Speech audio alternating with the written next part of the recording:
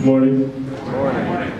To be the best, you have had to fail over and over again, but also have to learn from failure.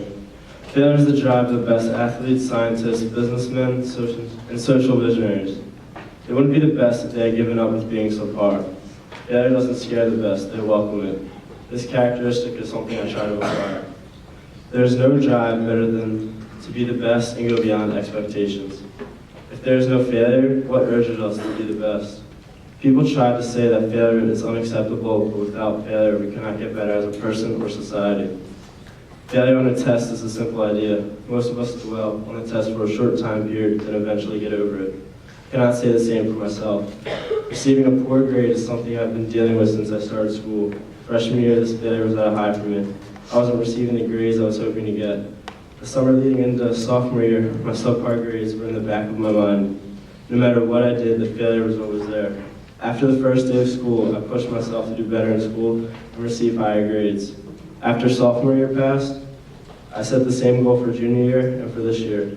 After failing freshman year, in my eyes, succeeding in school set the bar higher year after year.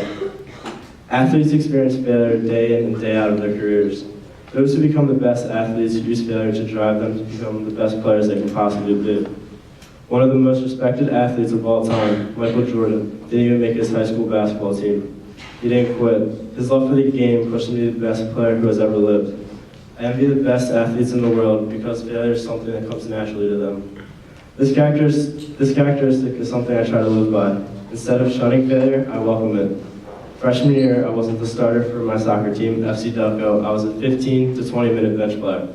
After realizing I didn't want this, I worked hard on and off the field to become a player the coaches couldn't take off the field, a full-time starter, and later captain.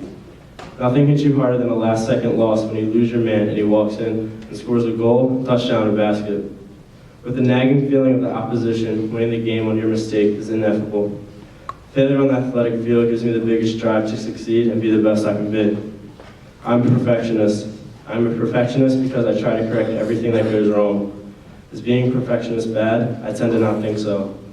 I use this to my advantage with everything I do. It does get to be a little extreme, but I cannot imagine where there's a time where I just don't care about getting better on the soccer field, in the classroom, and as a person.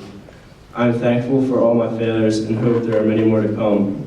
I believe that failure is good for the development of someone's character. I urge you not to dwell on failure, because without failing, how do you expect to become the next Steve Jobs, Bill Gates, Charles Darwin, Albert Einstein, Abraham Lincoln, Babe Ruth, Michael Jordan, and of course, Cristiano Ronaldo. I would like to leave you with a quote from the great Michael Jordan. I've missed more than 9,000 shots in my career. I've lost almost 300 games. 26 times I've been trusted to take the game-winning shot and missed. I failed over and over again in my life, and this is why I succeed. Thank you.